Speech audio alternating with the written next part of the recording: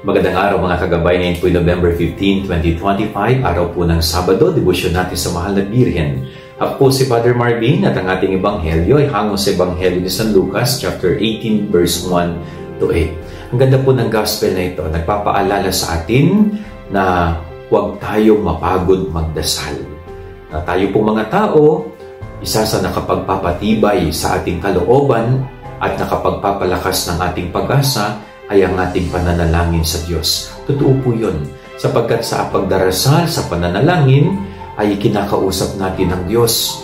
Hinihingi natin ang Kanyang tulong, ang Kanyang awa upang tayo ay sakluluhan.